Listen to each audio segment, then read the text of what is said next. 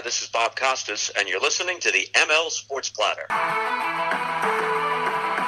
ML Sports Platter back with you all over the major platforms like Google, Spotify, Apple, Stitcher, Deezer, iHeart, and Amazon. Make sure you download, subscribe, leave feedback, and a 5-star review. We are brought to you by Stanley Law Offices, Liverpool Physical Therapy, Dave Choate Artwork, and our great friends over at Prestwood Golf. If you're in and around Central New York, listen, you got to go get your clubs re-gripped by my man Ed Patterson. I do it every year with Ed.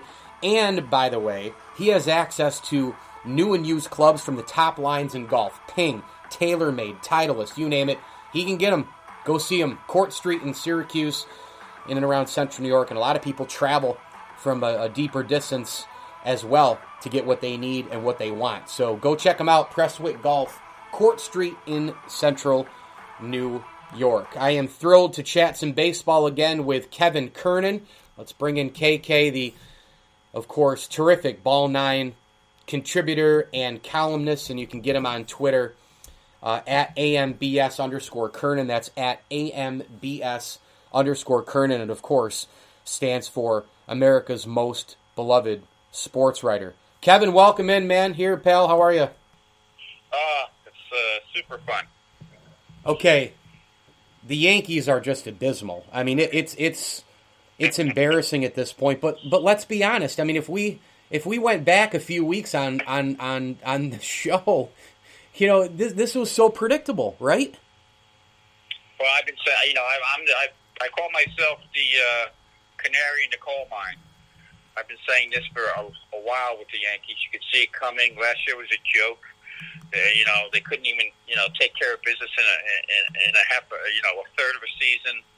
They think they're better than they are, and that's one of the worst things that can happen to a team. Yeah. Again, Mike, I've been around the game a long time, and when a team thinks it is better than it is, and it shows, Aaron Hicks thinks he's a freaking superstar. He stinks. Yeah. Stinks.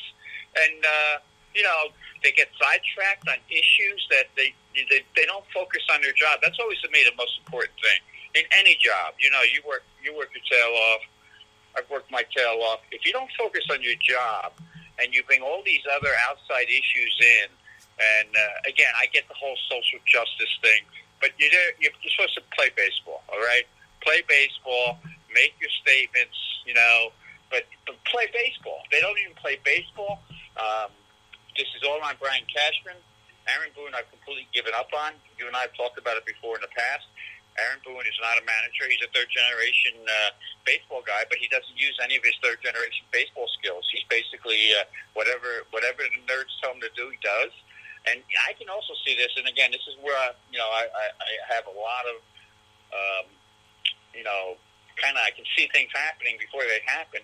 These players don't have any respect for Aaron Boone. I mean, they may like him as a nice guy, but they don't have any respect for his managerial skills.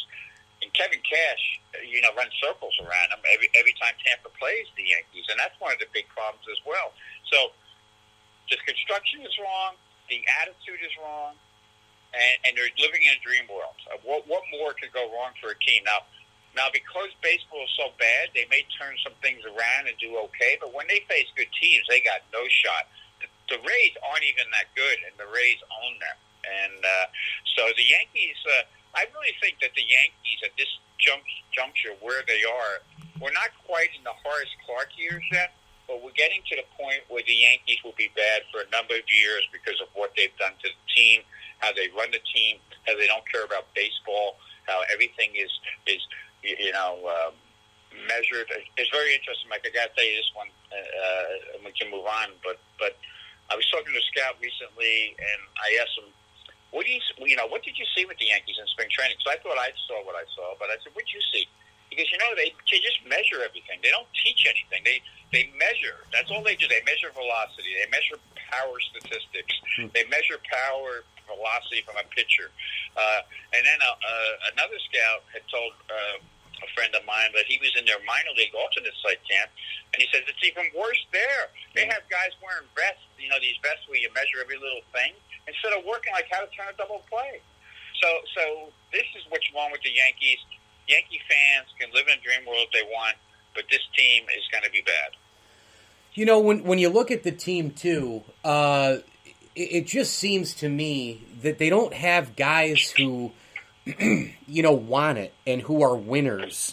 I don't know if anybody reeks winning on that team and also adding into that from an effort standpoint besides LeMahieu, Garrett Cole, and I got to be honest, maybe the backup catcher. Maybe Kyle Higashioka. Maybe those are the only few guys. But Kevin, I watch these guys, and I know that unfairly sometimes in Yankee world, everything goes back to the Torre era. Everything gets compared to that. Okay, maybe it is unfair, but by the same token, that's what you do when you wear that uniform. You get compared to the greats of the greats from past years. You get compared and measured to guys who have already done it and won championships.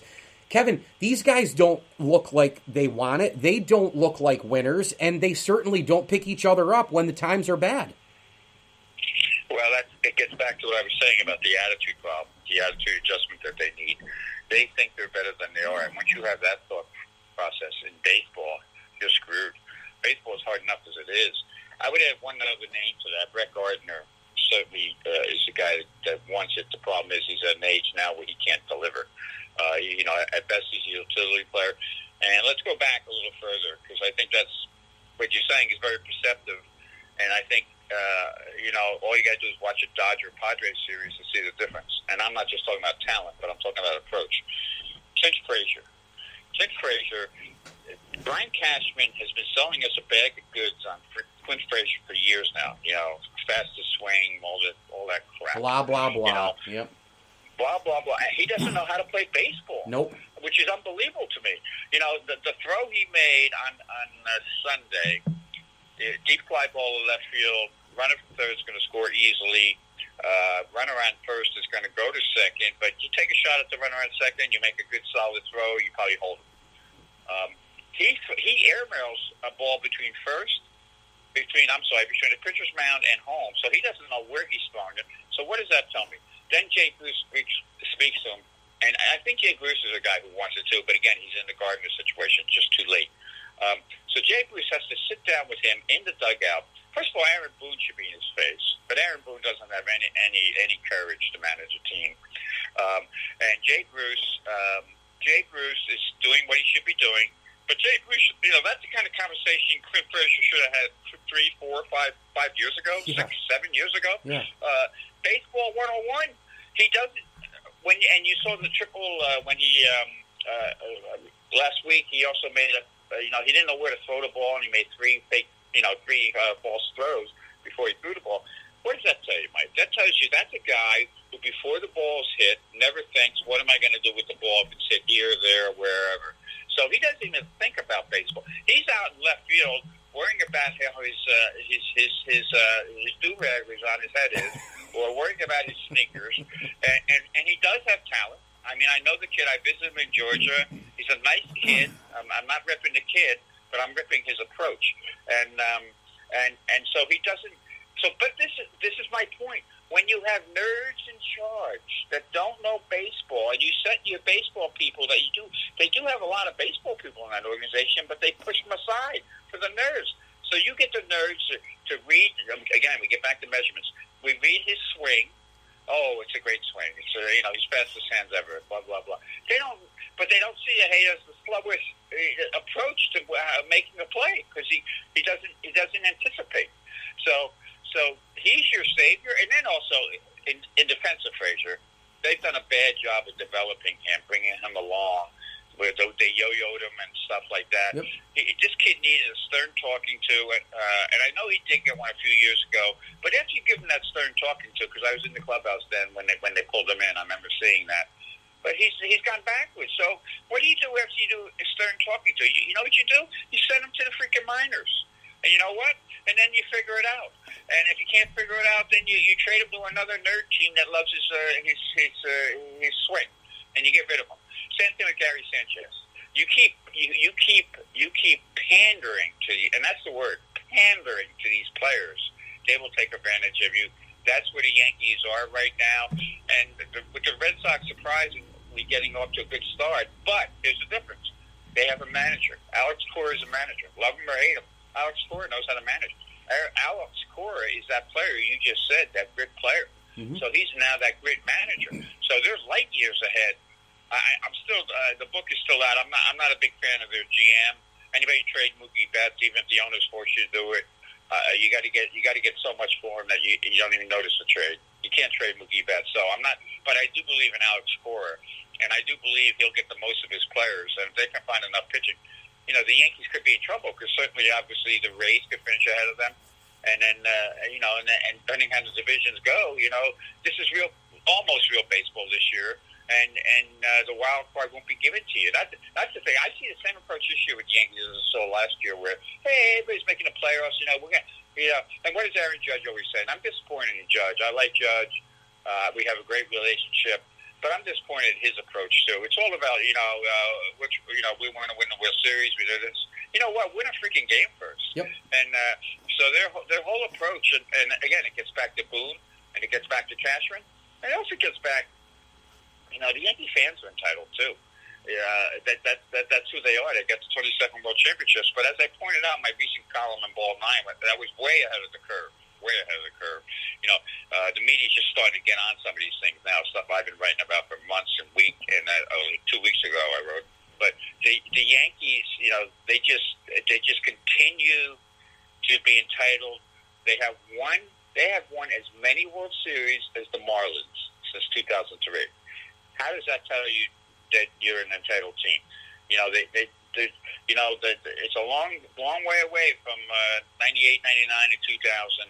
But the Yankees have put themselves in this position, and at this stage, I'm almost thinking that the Yankees need a whole total overhaul, and that's on Hal Steinbrenner, who also has done a terrible job.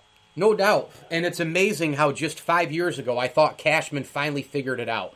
I've been barking up this tree for a long time with Cashman. Again, I'm not saying, and you're not saying, nobody's saying that you have to win it every single year. It doesn't matter how much money you spend. It doesn't matter what sport it is. It doesn't matter what the rules and regulations, cap, no cap. It doesn't matter. You can't win a championship every year. It's impossible. However, with the most resources and with the talent and with the international scouting and this and that. You got to build yourself better. You got to build yourself and construct yourself to win when it matters the most. And they haven't done that. And here I am 5 years ago going, wow, I can't stand Cashman, but man, maybe he figured it out. Maybe he knows this team stinks. They're trading Chapman to get Gleyber Torres. They're trading, Andrew Miller for the big haul from Cleveland, including Frazier and Ben Heller and Sheffield and company. And then they go get Giancarlo Stanton, and they keep building with right-handed power, and they still lack pitching, which then taxes the bullpen, and they still don't know how to play baseball. They're terrible defensively. They can't get 2-out hits. I thought he figured it out 5 years ago with those trades. I thought he was really rebuilding and really understood it, Kevin, and now he's just clueless. Well, another thing, and all those points are valid. And another thing is, and this is what I do when I write, this is why people get mad at me, especially when I write about that. Now, I will praise people when they deserve it, but if you don't deserve it, I'm not going to be one of these kiss-ass writers that, want to be your friend and still need information from you, so they'll treat you kindly. I'm going to write it like it is. If you don't want to give me information, if you don't want to call me, if you hate me, fine. Here's what I got for the Yankees, and this is one of the things I pointed out in my column as well. I beat them at their own game. I bring in their numbers. It's not just about, like, you and I see the things that aren't happening that are kind of like on the outside parameters of the game, how to play the game, all the little things. But how about this? Their on-base percentage is .642. That's a lot in baseball. .642. All these nerds that have been figuring things out for years, thinking they figure things out, have sent this franchise into a nosedive. .642 on base. They can't even get. They're last in runners getting RBIs, which to me is still the sacred stat. You can run all your stats past me, Mike, that you want. I love batting average, all the nerds don't. And I love RBI. RBIs is a difference maker. RBIs are true. I go back to Frank Robinson. Guys like Frank Robinson knew how to drive and runs. No doubt. And, yeah. That's what the game's all about, driving and running. Sure. Aaron Judge now is lost at the plate. He's a joke. You mentioned Stanton. Stanton. That might be. I right now. This might be. Derek Jeter might have pulled off one of the greatest trades in the history of baseball. Yeah. getting rid of that guy. Because all you got to do is watch him. Look how he sets up in He's horrible. box. He looks right when he walks to you're so right. Every time I see that, you just see him at the plate, and you're like, this guy doesn't even look like a baseball player. Right, and in his defense, I will say this, because, again, I go back to the point, baseball is hard. He got beaten. Yep. He's not the same player since he got beaten. Yep. You know, he's very defensive. Why does he have a closed stance? He has a closed stance so he can get the hell out of where the ball. It doesn't have to be near the ball, using his side. So when you get a fastball on the outer half that's not too good, that's on a tee, he'll hit in the right field, and everybody will get excited. You know, everybody will praise him. Meanwhile, in a big situation, you throw him one inside, and then you work him away, and he's dead beat. And again, this is what the Yankees don't see. They just see, look at his exit velocity. And if you turn on a Yankee game now, and I understand people have to do their jobs, and you work for somebody who's paying you, but I want to hear more than numbers about the Yankees now. I want to hear what's going on with this team. And that's the other thing, Michael. This is huge. Media, BBWA writers are not allowed in the clubhouse anymore because of the COVID thing. And baseball has used that to their advantage to keep information out of the hands of the fans. The media, if I was in that clubhouse, if I was still working on a daily basis around the Yankees, and I was in that clubhouse, I guarantee you I'd come out of there with people griping about how everything's being run. Because deep down, the players know this too. They're not idiots. They know what's wrong. And but because the media is, it's a Zoom world now, so Cashman really thinks he can control everything. And you know what? It's all blowing up in his face. And, his right-hand man, Billy Epler, went to L.A. A number of years ago, the Angels, and everybody was saying how, all the media was saying what a great move. Not me. Check back what I wrote. Yeah. Billy Epler was the guy who put the Yankees in sleep costumes on planes. He actually had a sleep doctor put him in sleep costumes. I call them costumes. They was whatever they had a fancy name for. So they're worried about everything except baseball, and this is what you get. And, it's a perfect storm. And the other thing, the Rays figure out a way to beat it. I'll take Joey Wendell, and this is going to sound crazy, but I'll take Joey Wendell over almost any Yankee right now. Yep. This guy, how about the at-bat he had against Cole? And Cole is starting to press a little bit now, and he's into the sequencing because we haven't gotten to him. But another problem, Cashman hires a high school pitching coach because the guy's a numbers freak. And meanwhile, guys like, through the years, Larry Rothschild's doing okay there you go. San Diego. Yep. Larry's a consummate pro. Before, they've had good coaches through the years. Phil Plantier's a good coach. I knew Phil as a player. Way back, Dave Island was a great coach. But see, the coaches have been basically tossed aside, and everything's done by the nerds. I don't know if I ever told you, but I was on a Yankee trip a number of years ago, and I observe everything. That's what I'm good at. And I see their assistant GM type nerd. He might even have some really high, title now. So I watch batting practice. I love batting practice. That was another thing the writers screwed up. When they stopped us from hanging around the batting cage, we lost so much information. But anyway, so I watch batting practice. I pick things up in batting practice. So I'm on a trip. It's a West Coast trip. About the fourth day into the trip, that assistant GM is on the trip as acting as the GM spy. And I know he's doing batting practice. He always opens his computer, sits in the dugout, never watches batting practice. Now, you're in charge of a team. They're on the road. You're there to kind of monitor things, and you're looking at your freaking computer. So I walked up to him one day, because I don't care. Probably why I'm not working now, but anymore, because, people don't like that. But I went up to him, I said, hey, I'm just curious. Do you ever watch batting practice? And, of course, he gave me he was like, I couldn't believe I asked the question, because nobody would ask something like that. I'll treat him with kid gloves. And he, stammered something out. I said, okay, I just wanted to see. Because, batting practice is part of baseball. So maybe you should watch batting practice. So again, this is not an overnight thing. This has been coming for years and years and years. And what's the correlation? The correlation is the more power Brian Cashman got, the less he relied on his baseball people. If Brian had stayed with his baseball people, he would have been fine. Because there are things that Brian does very well. But he gave too much power to the nerds. He became a nerd, and this is what you get. Kevin Kernan, the fantastic writer for BallNine. Make sure you check him out at ball9.com and on Twitter at @AMBS_Kernan, the terrific writer and America's most beloved sports writer. And you bring up Stanton with how clueless he is, and it's funny because the Yankees, it seems like the Yankees are the only ones, KK, who see like what no one else sees. I mean, they live in like such a pretend world. How could you have ever predicted that Stanton would work in New York? He never played meaningful games in Miami. He hit bombs out in that baseball aquarium. The guy had gotten beamed again. In his defense, that's a horrendous thing. He's trying to come back from it. I get it, but that goes into the equation when you're actually trading for someone like that. You have to think about those things. And the guy isn't great in the field. I mean, and he's $30 million a year. I mean, it's just an albatross contract to add, which you didn't need when you were actually surprising people and you were fun and you were getting young again. Same thing with like Aaron Hicks. Under what real world is a 7-year deal for his skill set? It doesn't make any sense. But yet the Yankees do these things. They're the only ones doing these things, Kevin. Yeah, that's such a good point by you, and it's very insightful. And I can give you the reason why. Chris Cashman, I believe, is very jealous of Billy Beane, has been forever, and he wanted to prove that he can do this on different levels with numbers as well as talent. So the money thing with Stanton, that to me, when that happened, I was like, plus, Mike, he always gets hurt because he can't. Always hurt. Yes. Yeah, he's always hurt because he's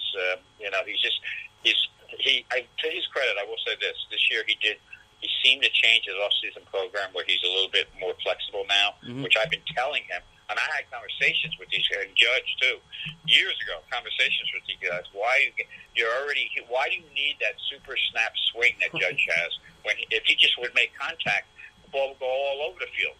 When Dave Whitfield talked to him about hitting way back when, that's what he was doing. Yeah. But now he's locked into that approach where he can't hit anything below his waist, essentially. And I think I said it on your show last time. Watch how they start working Judge below the waist. And that's exactly what's happening. And here's the other thing that drives me nuts about the Yankees. When they do stumble into a good player, they keep him on the bench and or ruin his career instead of playing him because they don't want anybody else to get him, and he doesn't fit into their situation because how they are financially. Yep. And Mike Tauchman is that kind of Mike Tauchman. I know this sounds crazy, but Mike Tauchman is a great player for a team. He's one of those guys where he stirs it up a little bit in the clubhouse. He's a gamer. He's grit, and he's a good player. But I saw him play the last time he started a game. He was terrible because he hasn't played in so long. He took bad routes to the ball. He's probably trying to do too much. So even when they stumble into a good trade, they don't know how to get the most out of it. So in some ways, here's we didn't even get to the most important thing, Mike, and I apologize for not getting to this. Can you imagine? And it's starting to happen. New York is becoming a Mets town. Yep. The for whom the bell tolls. Hemingway is right around the corner for the Yankees because once New York becomes a Mets town, and they're not going to relinquish it because I've had my issues with Sandy Alderson, but deep down he's tried to change a little bit. And he's gone from numbers to kind of gut feel, and he's made some good moves. And it was a terrible hire of GM, by the way. I said at the time, I didn't like that guy. Why are you hiring these people from organizations that keep losing? They may win a World Series, but then they go down. Look at the Cubs now. Look at what's going on with the Cubs, and that team is in the same boat as the Yankees, but only in a different way. So when they get a good player, they can't play him. They lock themselves into guys like Stanton, and I thought the trade was made for Stanton because I think they were trying to outthink everybody and say, yeah, everybody thinks Stanton won't work in New York, but we got some analytic keys here that are going to open up the game for him, and he's going to be super successful here. And we don't need left-handed hitters. He'll be like our left-handed power hitter hitting into the right field seats. With him and Judge back to back, we have the Twin Towers. much like when I covered the Knicks and they had Cartwright and Ewing, that didn't work out too well either. So they were thinking all this stuff. They're trying, in a sentence, they're trying to be too smart. They're too smart for their own good, and the reality is they're dumb. And it was hilarious inside that talk as well. Hey, you had to get rid of Castro because you had to make room for Torres. Now he doesn't even play short. He doesn't even play second. They wanted to make room for Gleyber Torres, so they traded Castro in that deal, Kevin. And they have Gleyber Torres at shortstop, and he's not a real shortstop. It's unbelievable. They live in such an upside down cartoon land. It is unbelievable. So that's what happens. That's what happens when you think analytically instead of baseball wise. Sure. When Gleyber was on the way up, I went down to Trenton because the Post would send me down. Do a great job sending me places, and I went down and I watched him take infield before the game, and I was there with my brother-in-law, and he was at the game that day, and I said, this guy's not a shortstop. He's a second baseman, maybe a third baseman. But I saw it in 12 seconds. Yeah, right. The Yankees, though, they want to, again, it gets back to their arrogance. Arrogance is the word. Their arrogance that they know more than you, and they're going to make Gleyber into a shortstop. And, by the way, much like Frazier, Gleyber was a great talent and still has talent, but they've ruined him. Look at his swing. Yep. He's done that swing that they're forcing on players, and he drops his shoulder every time. I mean, he's no longer the threat. He was a hit to all field threat, and now he's just a one trick pony. So it happens time and again, and we can go almost down the whole roster, and just because we didn't get to either the fact that what did I advocate this year? I advocated to really put the hammer down. The Yankees needed to sign Trevor Bauer. You sign Trevor Bauer, you can pay him. You're the Yankees. I don't care how much money you lost. You've been making money since 1927, so shut up. And so you can pay. And here's the reason why I wanted to sign Trevor Bauer. Not only was Trevor Bauer, he's a great pitcher, but he's an instigator. He would piss off Garrett Cole to no end and make Cole better. He would get under his skin. And then you would have Cole and Bauer back to back. Instead, we got Cole trying to, save a sinking ship, and then we go to Corey Kluber. Are you kidding me? Corey Kluber is the kind of guy you bring in if you're looking for somebody to fill the fifth hole. Good pitcher in the past, all kinds of arm problems. Maybe he can get it done to be a bit. Or maybe, hey, how about this? Maybe if you're insightful enough, the guy that I've been saying he's going to be great once he got out of the Mets was Steven Matz. So look what he's doing. So they don't have any vision. Yankees have no vision. They just have numbers. They're so clueless. So it leads me to this question. I mean, we've established that Boone is useless, that Cashman is useless, but there's another spot that's above Brian Cashman, and that is the owner of the team, a guy who's, grew up watching his father wouldn't take anything besides winning for an answer. Sometimes it got him in trouble, but he cared. He put his money where his mouth was. He admitted to the air, look, when the baseball people ran the Yankees, it was better than George running the Yankees. We all know that. But by the same token, George did do some things, some great things, especially, going back to the 70s and bringing in Reggie, and he was a chance taker and all these different things. What needs to happen? I guess it's a two-parter. What needs to happen? How drastic is the measure in order for a wake-up call? I did some videos last night. The Yankees just need a major wake-up call.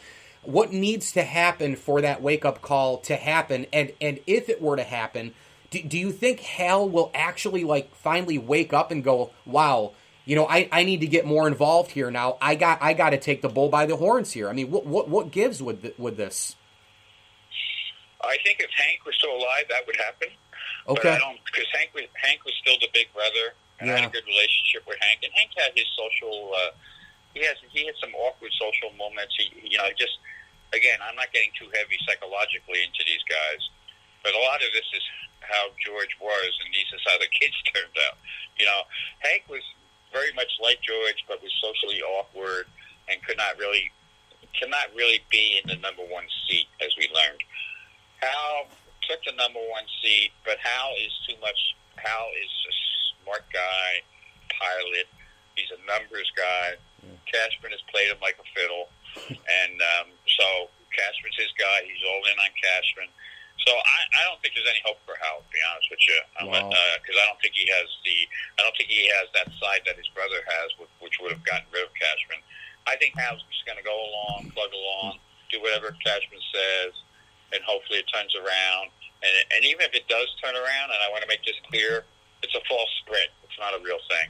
They may have some success, but there's no long-term success when you look at this team in the future, especially with the other teams catching up the way they're doing certain things.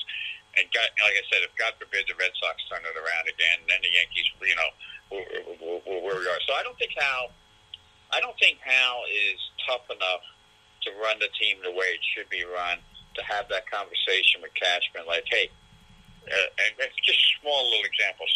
Hey, why did we get rid of our pitching coordinators 3 years ago or 2 years ago? One guy's in Georgia now. Because these guys saw the future. Yep. They saw that it was all numbers, and they were getting pushed out, so they got the hell out. Hey, Cash, why did we do that? Cash, why did we sign Stanton? Cash, why? What did you see in Frazier? How come he doesn't have any baseball IQ? If I were Hal Steinbrenner, those are the questions I would be asking, and I would say, you better go back to the way you used to do it when you had strong baseball people around.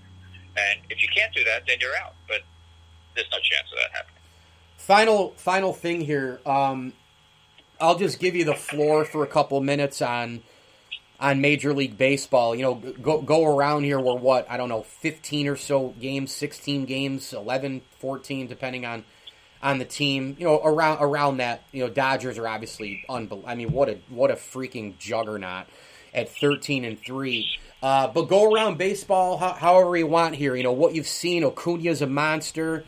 The Mariners are in first. I'm sure they'll die away. We got the Royals in first. We got some interesting stories in the National League. You mentioned Padres, Dodgers. A lot of mediocrity kind of in between as well here, KK. Yeah, they try to kill baseball every year, and nobody tries to kill it more than Rob Manfred. What he's done is abysmal. But the game is still so great that you're going to be excited about it. If you're a Padre fan, and I spent 10 years in San Diego, they're the greatest fans of baseball in my mind, because they're really behind their team. And now they got something going with the Dodgers. And if you watch any of that series, fun series every another weekends, those are the things that they should celebrate. Baseball didn't even have the common sense to put them on Sunday Night Baseball. I know, isn't that amazing? Oh my God! Instead, we get the break. My God! The Cubs, killing the Cubs. Yeah. Oh my God! Why do we even got to see the Cubs? What a disaster! I don't want to say anything with the Cubs right now. So the problem with baseball is they're ruining baseball across the board. You see what they've done to the minor leagues. By the way, I hope anyone who listens reads my latest piece that I did on the Pacific Coast. Please read that piece. I read it last night.